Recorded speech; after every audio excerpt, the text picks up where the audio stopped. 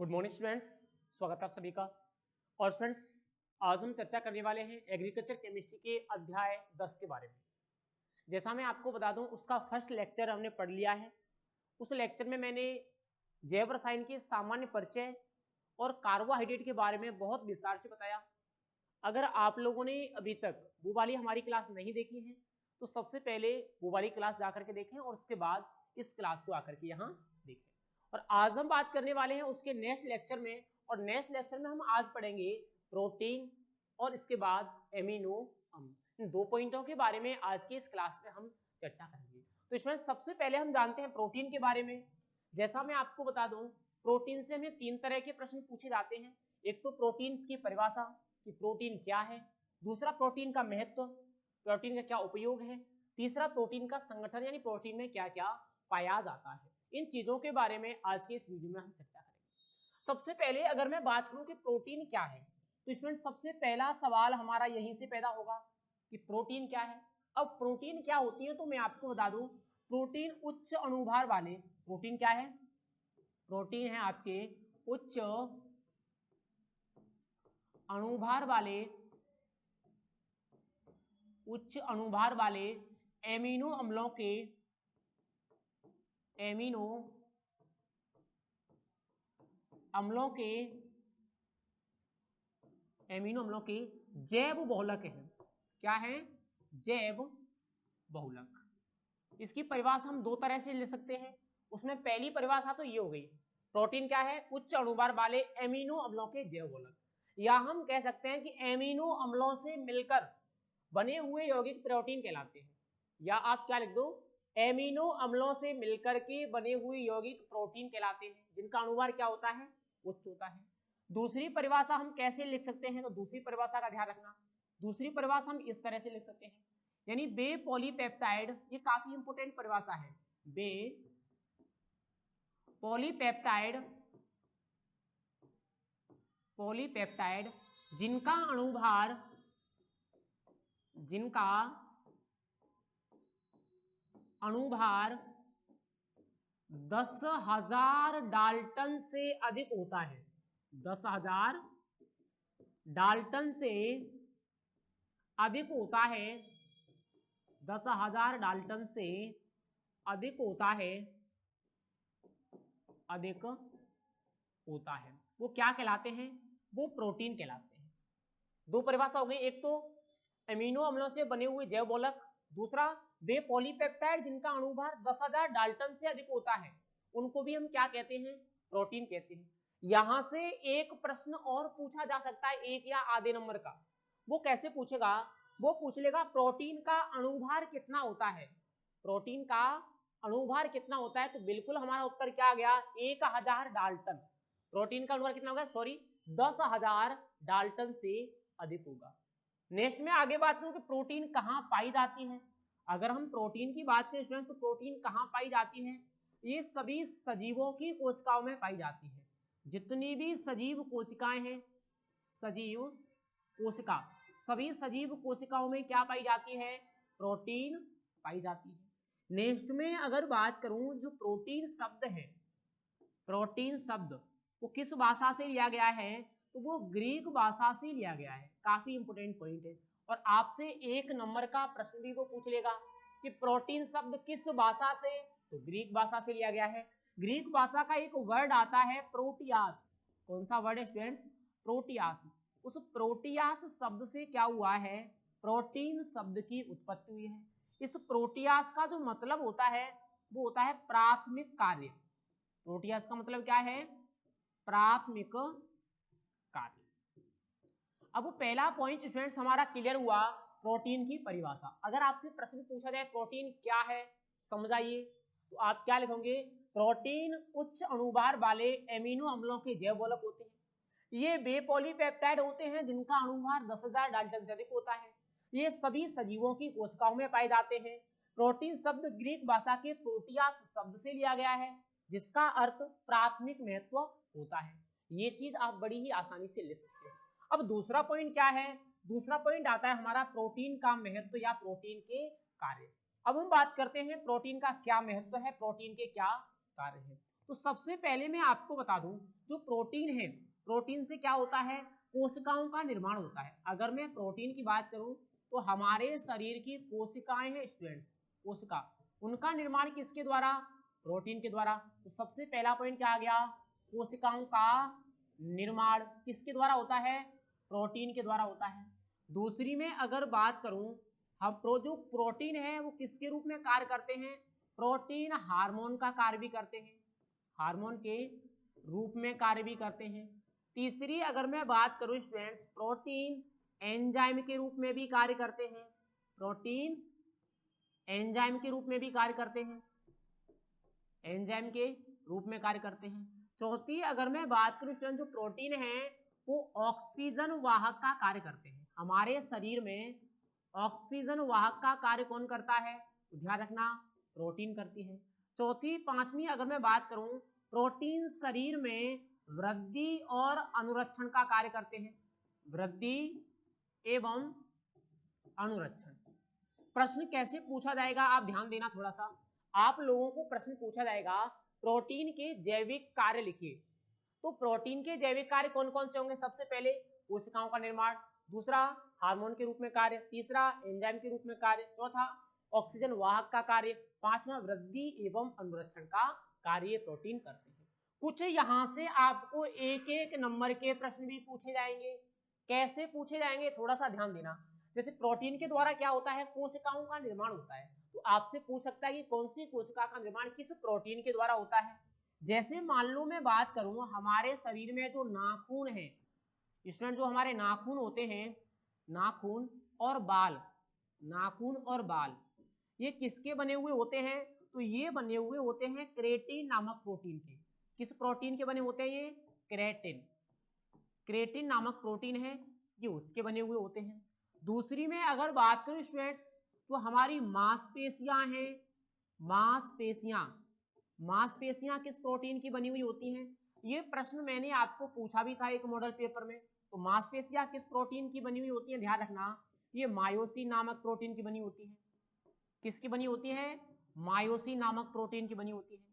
तीसरी अगर मैं बात करूं रक्त का प्रवाह, अगर मैं किसकी बात करूं स्टूडेंट्स, रक्त, या मैं क्या कह सकता हूं, हीमोग्लोबिन, रक्त में क्या पाया जाता है, हीमोग्लोबिन।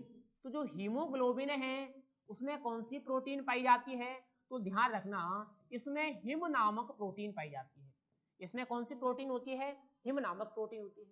एक नंबर का प्रश्न आपसे पूछा जाएगा, नाखून किस प्रोटीन के बने होते हैं, क्रेटिन, मांसपेशियां किस प्रोटीन की बनी होती है, मायोसिन, रक्त में कौन सी प्रोटीन पाई जाती है, हिम। एक और मैं आपको बता दूं, जो हमारे ऊतक हैं स्टूडेंट्स, जो हमारे ऊतक हैं वो किस प्रोटीन के बने होते हैं, तो ध्यान रखना कोलेजन, एक कोलेजन नामक प्रोटीन होती है, उसके द्वारा हमारे ऊतक बने हुए होते हैं। ये हमारे हो गए प्रोटीन के जैविक कार्य। अगर आपसे 2 या 3 नंबर का प्रश्न पूछा जाए कि प्रोटीन के जैविक कार्य लिखिए, तो आप इनको लिखोगे, 1, 2 या 3 नंबर का प्रश्न पूछा जाए तो। लेकिन अगर आपसे छोटा प्रश्न पूछा जाता है कि नाखून किस प्रोटीन के होते हैं, मांसपेशियां किस प्रोटीन की होती है, रक्त में कौन सा प्रोटीन पाया जाता है, ऊतक में कौन सा प्रोटीन होता है, तो फिर आप इस तरह से इनका आंसर आसानी से दे सकते हो। यहां तक मामला क्लियर हुआ होगा मेरे हिसाब से। अब मैं थोड़ा सा आगे चलता हूं तीसरे पॉइंट पर कि प्रोटीन का संगठन क्या होता है, प्रोटीन में क्या क्या पाया जाता है। अगर स्टूडेंट्स हम प्रोटीन के संगठन की बात करें तो प्रोटीन सामान्यतः क्या होते हैं, नाइट्रोजन युक्त जटिल कार्बनिक होते हैं। प्रोटीन क्या है, अगर मैं प्रोटीन की बात करूं तो इनके संगठन में क्या होता है, ये नाइट्रोजन युक्त जटिल कार्बनिक पदार्थ है, नाइट्रोजन युक्त जटिल कार्बनिक पदार्थ। यानी मैं कह सकता हूं कि प्रोटीन क्या होते हैं, नाइट्रोजन और कार्बन से मिलकर के बने हुए यौगिक होते हैं। आगे अगर मैं बात करूं, इनमें नाइट्रोजन के अलावा कार्बन, हाइड्रोजन, ऑक्सीजन एवं सल्फर तत्व भी पाया जाता है। नाइट्रोजन के अलावा कार्बन, हाइड्रोजन, ऑक्सीजन और सल्फर तत्व भी होता है। तीसरी में अगर बात करूं तो इनमें क्या होता है, फास्फोरस तत्व भी होता है इनमें, आयोडीन तत्व भी होता है इनमें, और इनमें कुछ धातुएं भी पाई जाती हैं। इनमें कुछ क्या होती हैं, धातु भी होती हैं। सबसे मोस्ट बात यह है कि जब हम प्रोटीन का जल अपघटन कराते हैं, ये मान लो प्रोटीन है, प्रोटीन का जब हम जल अपघटन कराते हैं तो क्या प्राप्त होता है? पेप्टाइड। क्या प्राप्त होता है?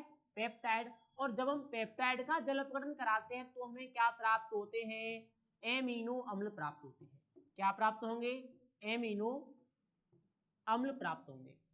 अब हमें प्रश्न कैसे पूछा जाएगा, थोड़ा सा गौर करना मेरी बात पर। हमें प्रश्न पूछा जाएगा प्रोटीन के संगठन को लिखिए, तो फिर हम कैसे लिखेंगे? हम लिखेंगे प्रोटीन नाइट्रोजन युक्त जटिल कार्बनिक पदार्थ होते हैं। इनमें नाइट्रोजन के अलावा कार्बन, हाइड्रोजन, ऑक्सीजन एवं सल्फर तत्व भी पाए जाते हैं। इनमें फास्फोरस, आयोडीन एवं कुछ धातुएं भी पाई जाती हैं। फिर चौथी लाइन क्या लिखेंगे? प्रोटीन का जल अपघटन कराने पर पेप्टाइड प्राप्त होता है तथा पेप्टाइड का जल अपघटन कराने पर एमिनो अम्ल प्राप्त होते हैं।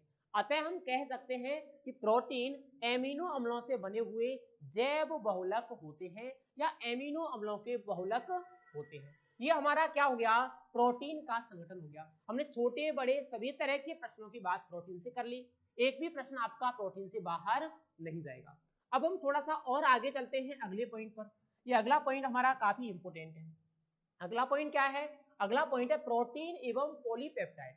और इसमें ध्यान रखना ये काफी अच्छा पॉइंट है, प्रोटीन एवं पॉलीपेप्टाइड। इससे हमें कैसे प्रश्न पूछे जाते हैं चलिए थोड़ा सा देख लेते हैं। मैंने वैसे आपको बता ही दिया, एक चीज दोबारा से मैं आपको बता देता हूं। जब हम जो प्रोटीन है, प्रोटीन, इस प्रोटीन का क्या कराते हैं? जल अपघटन कराते हैं। मान लो मैंने क्या कराया? प्रोटीन का जल अपघटन कराया तो मुझे क्या प्राप्त हुए? पेप्टाइड। क्या प्राप्त हुए? पेप्टाइड।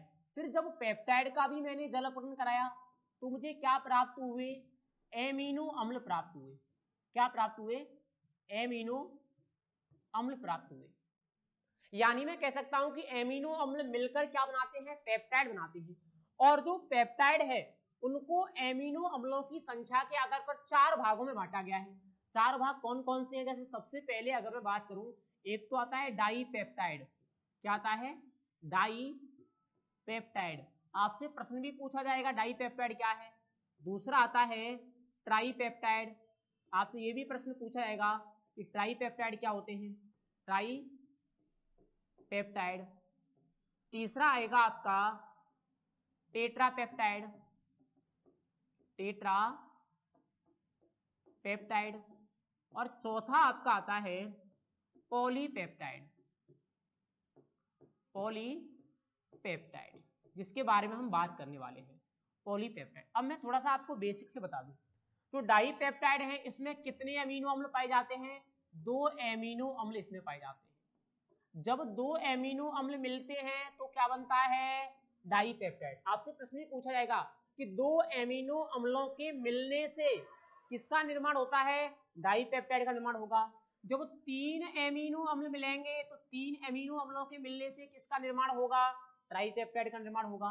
जब 4 एमिनो अम्ल मिलेंगे तो किसका निर्माण होगा? फिर टेट्रा पेप्टाइड का निर्माण होगा। जब 10 से 20 एमिनो अम्ल मिलते हैं तो किसका निर्माण होता है? पॉलीपेप्टाइड का निर्माण होता है। और हम क्या पढ़ रहे हैं यहाँ? पॉलीपेप्टाइड की परिभाषा। अब आपको पता चल गया होगा कि पॉलीपेप्टाइड क्या है, समझ में आ रहा होगा क्या है पॉलीपेप्टाइड। 10 से 20 अमीनो अम्लों को मिलने से बना हुआ पेप्टाइड क्या कहलाता है? पॉलीपेप्टाइड कहलाता है। यानी वह पेप्टाइड जो 10 से 20 अमीनो अम्लों के मिलकर बनता है, वह पेप्टाइड जो 10 से 20 अमीनो अम्लों से मिलकर बना हुआ होता है क्या कहलाता है? पॉलीपेप्टाइड कहलाता है। समझ में आ गया पॉलीपेप्टाइड क्या है? 10 से 20 एमिनो अम्लों से मिलकर बना हुआ पेप्टाइड क्या कहलाता है? पॉलीपेप्टाइड कहलाता है। और जब पॉलीपेप्टाइड का वजन कितना हो? 10,000 डाल्टन से अधिक हो, 10,000 डाल्टन से अधिक, तो फिर हम उसको क्या कहते हैं? फिर हम उसको कह देते हैं प्रोटीन। ध्यान रखना, जब इसका वजन 10,000 डाल्टन से अधिक हो जाएगा तो हम इसको क्या कहेंगे? प्रोटीन कहेंगे। आपसे प्रश्न कैसे पूछा जाएगा? आपसे प्रश्न पूछा जाएगा पॉलीपेप्टाइड को परिभाषित कीजिए। तो पॉलीपेप्टाइड क्या है? वह पेप्टाइड जिसमें 10 से 20 अमीनो अम्ल पाए जाते हैं पॉलीपेप्टाइड कहलाता है। वह पेप्टाइड जो 10 से 20 अमीनो अम्लों से मिलकर के बना हुआ होता है पॉलीपेप्टाइड कहलाता है। आप इस तरह से इसकी परिभाषा लिख सकते हो। बाकी इसमें आपको ये पॉइंट वहां से कॉपी हो गए, ये इनका कोई महत्व नहीं है। आगे चलते हैं अपने तीसरे पॉइंट पर, और स्टूडेंट जो अपना तीसरा पॉइंट है वो भी काफी इंपोर्टेंट है। तीसरा पॉइंट क्या है तो ध्यान देना, तीसरा पॉइंट है अपना एमिनो अम्ल, काफी इंपोर्टेंट है। एमिनो अम्ल आपकी किताब में बहुत सारा मैटर दे रखा है एमिनो अम्लों के बारे में, लेकिन मैं आपको बहुत शॉर्टली यहाँ समझाने वाला हूँ कि एमिनो अम्ल क्या होते हैं। सबसे पहले हमें यही पढ़ना है कि एमिनो अम्ल क्या है, परिभाषा, दूसरा एमिनो अम्लों का नामकरण और आवश्यक एमिनो अम्ल क्या है। चलिए सबसे पहले अगर मैं बात करूं स्टूडेंट्स एमिनो अम्लों की परिभाषा, एमिनो अम्ल क्या है, आपको कुछ भी रटना नहीं है तो सर परिभाषा कैसे याद करेंगे, फिर नाम से ही स्पष्ट है, एमिनो और अम्ल दोनों को अलग अलग कर दो। अलग अलग कैसे करेंगे, हम अलग अलग करेंगे कि वे यौगिक, समझने का प्रयास करना, मैं काफी सरल तरीके से बता रहा हूं, वे यौगिक जिनमें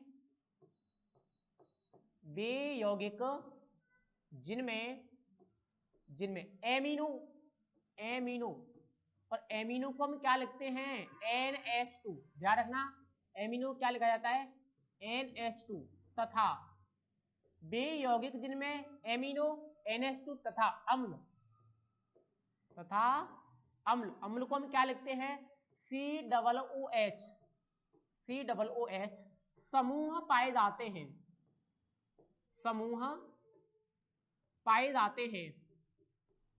पाए जाते हैं, उनको क्या कहते हैं अपन, उनको हम कह देते हैं एमिनो अम्ल। बिल्कुल सरल है, ऐसे यौगिक जिनमें एमिनो यानी NH2 तथा अम्ल यानी COOH समूह पाए जाते हैं क्या कहलाते हैं, एमिनो अम्ल कहलाते हैं। बिल्कुल सरल परिभाषा है। दूसरा एमिनो अम्लों का नामकरण कैसे करते हैं, तो मैं आपको बता दूं एमिनो अम्ल हैं, इनको इनके रूढ़ नाम से जाना जाता है। इनको किस नाम से जानते हैं, रूढ़ नाम से जाना जाता है, रूढ़ नाम से जाना जाता है। अब रूढ़ नाम से कैसे जाना जाता है, जैसे मैं आपको बता दूं, जो हमारा एक एमिनो अम्ल है H2NCH2COOH, ठीक है। अगर हम इसके रासायनिक नाम की बात करें तो इसका रासायनिक नाम होता है 2-एमिनो एथेनोइक अम्ल, 2-एमिनो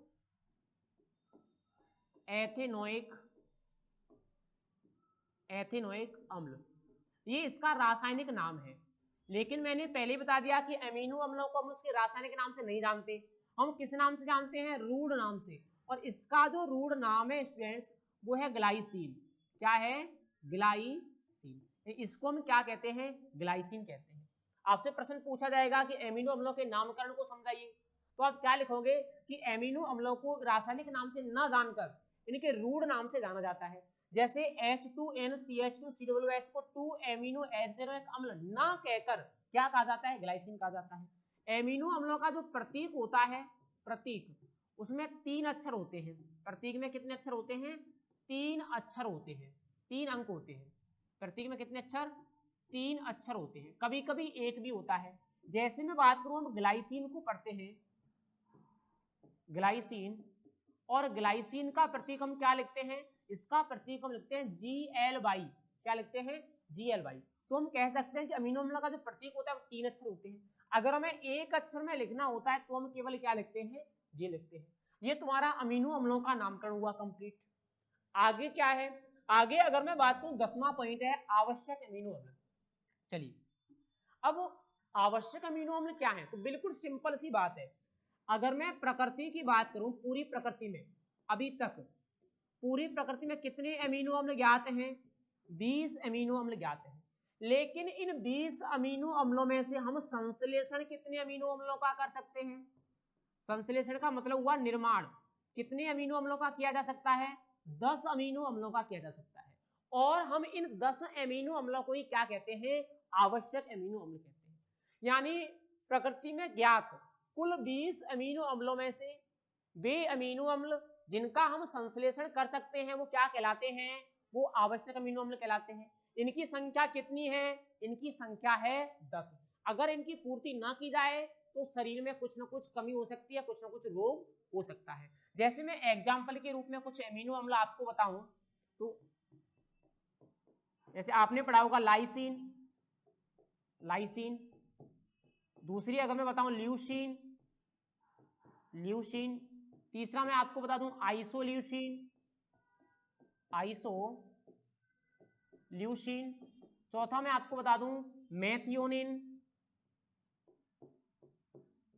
मेथियोनिन, मेथियोनिन। पांचवा मैं आपको बता दूं वेलिन। इनके अलावा 5 और हैं जिनको क्या माना गया है, आवश्यक अमीनो अम्ल माना गया है। प्रश्न कैसे पूछा जाएगा आपसे, केवल इतना सा प्रश्न पूछेगा कि आवश्यक अमीनो अम्लों को परिभाषित कीजिए।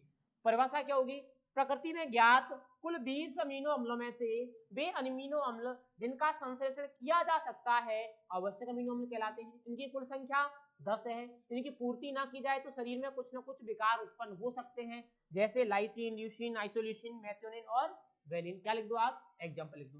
तो ये हमारा एमिनो अम्लों का पूरा पॉइंट क्या हुआ स्टूडेंट्स, फिनिश हुआ।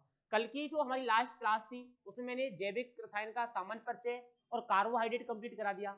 आज हमने प्रोटीन, पॉलीपेप्टाइड और एमिनो अम्ल कंप्लीट कर लिए। और जो हमारी आगे आने वाली क्लास होगी स्टूडेंट्स उसमें हम बात करेंगे एंजाइम और न्यूक्लिक अम्ल के बारे में। तो देखते रहिएगा, और अगर क्लास पसंद आई हो तो एक बार लाइक करना और कमेंट करके हमें जरूर बताना।